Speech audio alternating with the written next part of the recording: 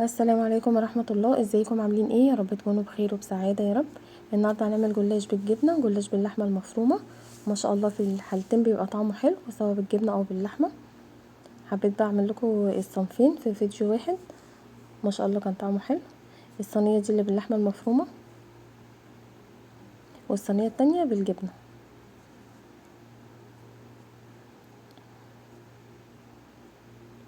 ده بقى كيلو لحمة. اللحمة دي بلدي فحبيت نجيبها من عند الجزار افرمها انا في الكبة عشان ماليش حظ خالص مع اي جزار والله بتعامل معاه.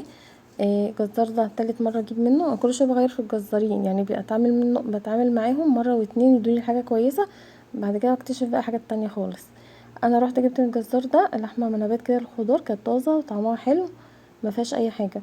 رحت جبت لحمة مفرومة، قلت له عايزة كيلو مفروم وعايزة احمر، فقطع لي حتة لحمة حمرا بس ما تجيش كيلو. راح على المفرمه، فروحت معاه عند المفرمه لقيت المفرمه بتنزل دهنه في الاول، فبقول له الدهنه دي انت حاطط في المفرمه دهنه؟ قال لي لا لا ما تقلقيش. ونزل بقى القطعه اللي هو قطعها لي بعد الدهنه دي، وعنده بقى نص كيلو مفروم على المفرمه نفسها. حاطط نص كيلو كده يعني يجي نص كيلو مفروم، حط لي منه على اللحمه بتاعتي. طب دي مفرومه بتحطها ليه؟ قلت له طب انت بتحط اللحمه دي ليه؟ انا قلت لك عايزه كيلو، اقطع لي كيلو وفرم لي كيلو. نزلت لي في الاول دهنه وتاني حاجه بتزود لي من اللحمه المفرومه دي. قال لي لا لا ما تقلقيش ما تقلقيش دي كويسه وكده. فقلت ايه مش هفرم تاني عند الجزار، هجيبها في البيت وانا افرمها. فجبت كيلو منابات وقلت افرمها في البيت. الكبه طبعا بتاعتي مش هتبقى زي المفرومه بتاعت الجزار. فرمت الكيلو، ففي بعد حته الدهنه كده ما اتفرمتش كويس. فهشيلهم بقى دلوقتي على جنب. وبقيت اللحمه دي بقى الكيلو هقسمه على ايه جزئين، جزء هشيله وجزء هعمله بالجلاش. فانا والله العظيم مش عارفه الجزارين دي ايه. طب يحط لي ليه دهنه؟ هو حاطط دهنه في المفرمه نزلت في الاول، وبعد كده يزود لي من المفرومه اللي هو حاططها على المفرمه من فوق يجي نص كيلو كده فرمها وحاططها. طب انا ايش عرفني اللحمه دي بلدي مجمده؟ طب قطع لي كيلو لحمه وافرمهولي. فقلت بقى مش هفرم لحمه تاني بره، بس بقى منفعش بقى يعني الكبه ما عملتهاش كويس زي المفرومه بتاعت الجزار. حته الدهنه بقى دي اللي ما اتفرمتش كويس شلتهم في كيسه لوحدها. قلت بقى ما اعمل لحمه شاورما كده اضيفها يعني ايه مع الشاورما تديها طعم حلو. فسبحان الله ماليش حظ مع الجزارين كلهم، فمش عارفه والله في ايه. اصل انا ممكن اللحمه دي تكون مجمده، طب هيحط لي لحمه مجمده ويحط لي حته دهنه كيلو اللحمه، هو في ايه ده كيلو لحمه مفيهوش حاجه لما يحط لي حته دهنه كبيره ويزود لي لحمه مفرومه انا مش عارفه مصدرها ايه؟ طب ما انا اروح بقى اجيب لحمه متلجه من بره احسن. فربنا مش عارفه والله نفسي الناس تتعامل بموارد الله كده.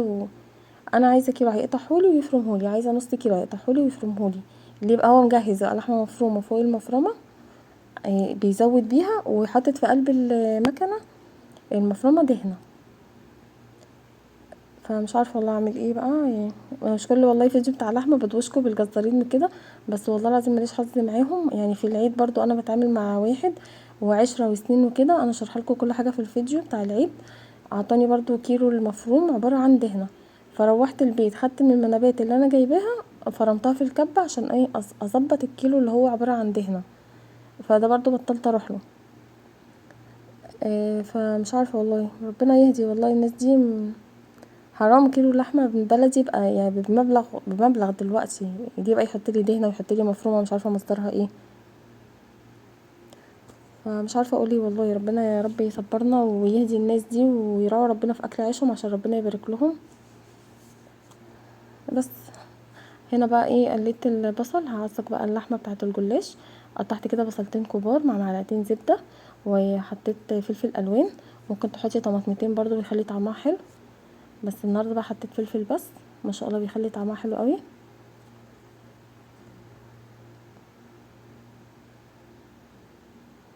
هشوح بقى كده الفلفل مع البصل.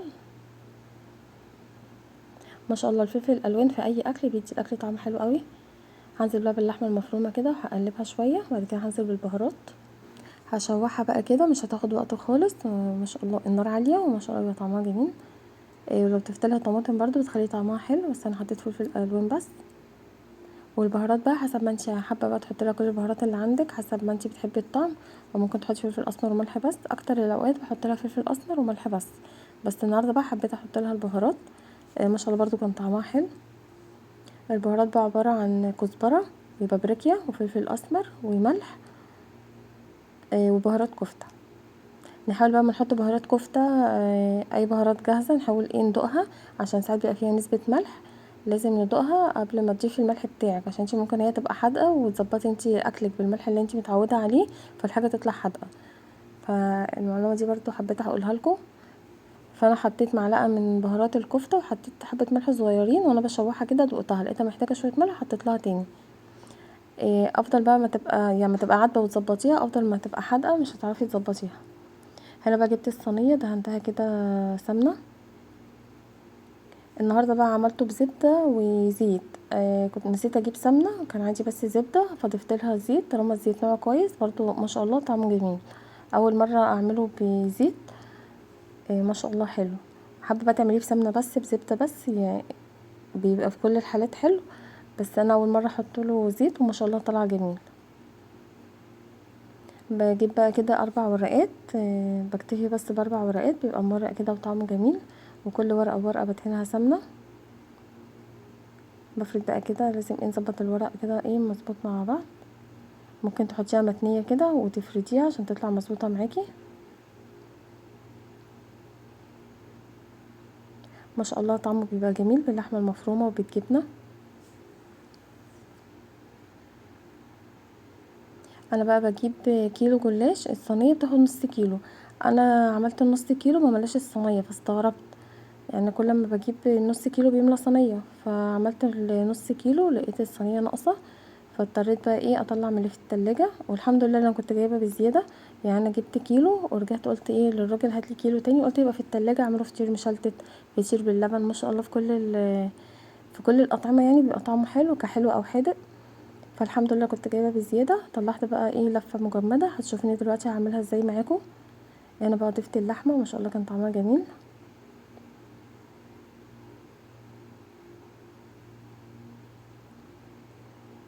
هلفه بقى بالطريقه دي، والمره الجايه هلفه بطريقه تانية اللي هي متقفله من الجناب.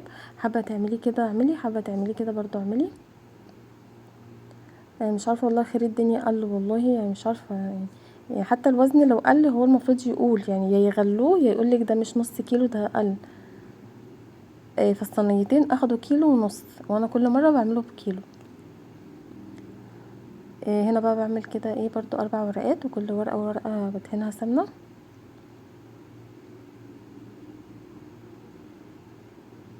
نحاول نظبطهم كده بس يعني بيبقوا متساويين كده على بعض. ما بياخدش وقت خالص في السوا، النار الفرن بتبقى عاليه، بنحطه على الشبكه اللي في النص، ما بياخدش وقت خالص. لو الوش محمرش معاكي ولا علو الشوايه، بس النار بتبقى عاليه، يعني بتدخله الفرن والنار عاليه. لو ما خدش بقى لون حلو من على الوش بنولع له الشوايه ياخد اللون اللي انت حباه وتطلعيه.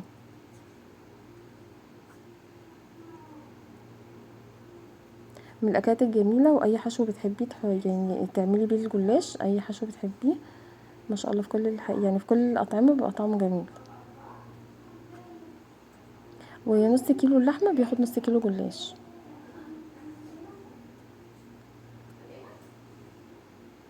انا بقى حبيت اعمل لكم لحمه مفرومه وجبنه، حبيت اعمل لكم الصنفين في فيديو واحد عشان اللي بيحبوا بالجبنه يعمل واللي بيحبوا اللحمه المفرومه يعمل.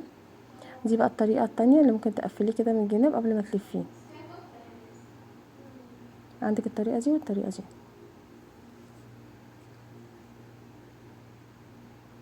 هنا بقى الصينيه بقى هوريها لكم للنص كيلو، ما ملاش الصينيه زي كل مره. هنا بقى بوصف لكم يعني النص كيلو ما ملاش الصينيه. جبت بقى كوبايه الا ربع لبن، زقيتها كده لبن. ما شاء الله اللبن ده بيفرق في الطعم، 5 دقايق كده بيتشرب اللبن وبيديله طعم حلو قوي. هقطعها بقى هحطها في الفرن، والتقطيع بقى حسب ما انتي بتحبي، عايزه اصغر من كده عايزه كده براحتك.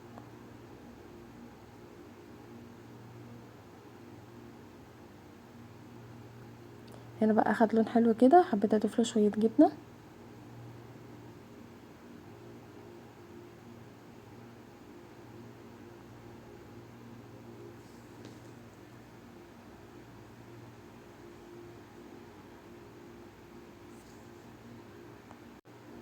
هنا بقى هعمل الجبنه. هنا بقى خلاص كنت هكمل بقى ايه لف جلاش، فاكتشفت ان الورق مش هيقضي خالص. دي يعني دي بقى اخر ايه كام ورقه كده هكملها للصينيه بتاعه اللحمه. يعني اللفه دي هتبقى بالجبنه مع صينيه اللحمه. بعد كده بقى ايه هطلع بقى واحده لفه جلاش مجمده. هتشوفيني دلوقتي هعملها ازاي. معلش مش مركزه معاكم والله عشان تعبانه، معلش.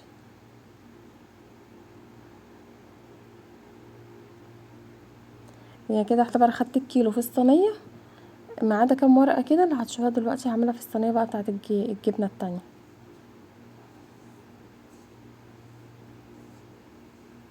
حبيت بقى اطلع من المجمد ده علشان ايه انا مقطعه فلفل وطماطم والجبنه مطلعاها، فمش يعني مش هينفع بقى اشيل الجبنه تاني بعد ما طلعتها وبرده مقطعه الخضار ده هعمل بيه ايه. فاضطريت اطلع واحده بقى ايه اعملها بالطريقه اللي جايه دي معاكم عشان استفيد بالخضار اللي انا قطعته بالجبنه. دي بقى مجمده، قلت هسيبها شويه تفك فقلت هتاخر. إيه هنا مقطع اللبن بيتعاد تاني مش عارفه ليه.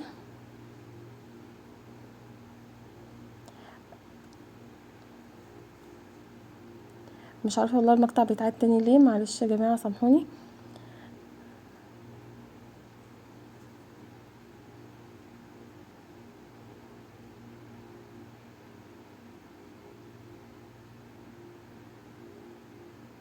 رجعنا تاني للمجمده.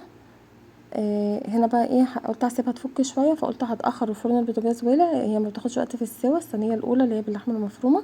فقلت اقطعها بقى كده يعني اكسب وقت. وما شاء الله طلعت جميله وطلعت حلوه. فرفتها بقى كده.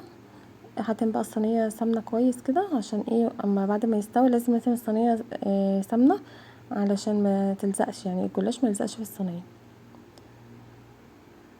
هنا بقى كام ورقه دول بقوا من الكيلو التاني. هحط بقى واحده في القعر كده، قعر الصينيه. ومش مشكلة تحطي ورق تحت، هي بس عشان دول يتبقوا من الكيلو التاني. ممكن كنت فرفتهم بس حبيت بقى اعملها كده. هنزل بقى بنص الكمية وهسقيها سمنة كويس. وهحشيها بقى جبنة وخضار وهكملها وما شاء الله طلعت جميلة.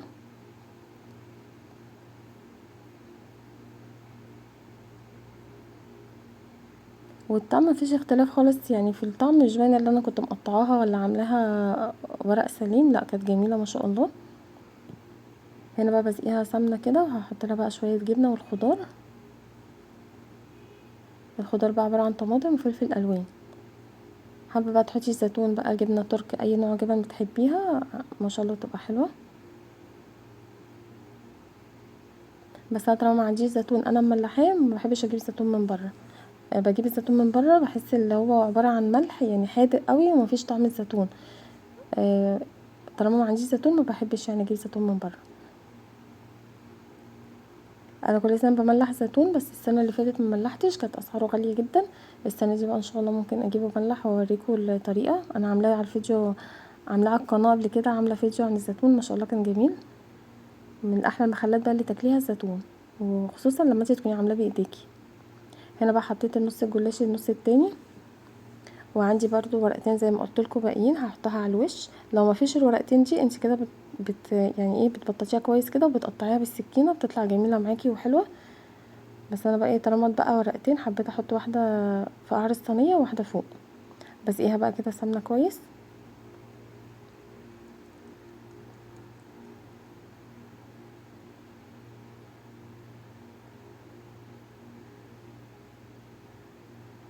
ما شاء الله كان طعمه حلو. هحط بقى كده الورقتين على الوش كده بقى وهقطعها. وهسقيها برضو لبن واحطها بقى تستوى ما شاء الله تطلع جميله. حابه بقى تعمليه بالجبنه بس، حابه تعمليه باللحمه المفرومه، حابه تعمليه بشاورما فراخ. حابه تحشيه جمبري اي طعم بتحبيه. جلاش بيتحشى باي حشو بتحبيه. ما شاء الله كان طعمه حلو. هنا بقى حبيت اسويها كده بالورقتين، لكن لو ما عندكيش الورقتين دول وفرفتي النص كيلو او الكيلو كده مش محتاجه ان انت تحطي ورقه تحت وورقه فوق، بس هما عشان كانوا عندي حطيتهم. بقطعها بقى كده بالطريقه دي.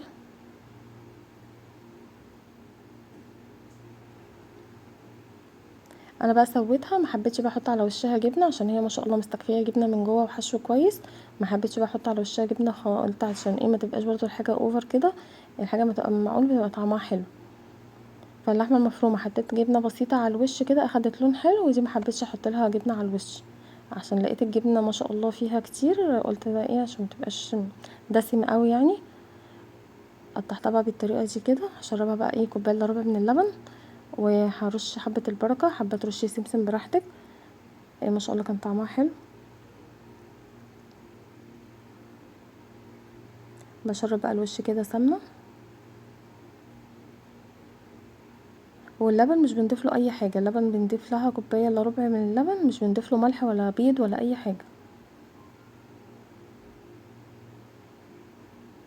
وممكن تسويها من غير اللبن، بس اللبن ما شاء الله بيديها طعم حلو، بتبقى من جوه كده مورقه وبيديها طعم حلو ما شاء الله. هنا بقى شويه حبه البركه، شويه حبه البركه صغيرين دول بقى والله بيفرقوا في الطعم، هتلاقي طعم وريحه كده وانتي بتاكليه ما شاء الله. مع اني حتى حبه صغيرين مش كتير يعني، ما شاء الله كان طعمها تحفه. دي بقى الصينيه دي بقى اللي بالجبنه، والتانية باللحمه المفرومه. يا رب الفيديو يعجبكم، وتشتركوا في القناه عشان تكبر تنجح بيكم. بشكر كل اللي اشترك في القناه، بشكركم على تعليقاتكم الجميله. ربنا يا رب يسعد ايامكم ويحقق لكم كل اللي بتتمنوه بالخير، واتمنى لكم السعاده من قلبي. وادعوا لي دعوه حلوه، ربنا يغير حياتي للافضل والاحسن، ويغير حياتكم للافضل والاحسن. والسلام عليكم ورحمه الله.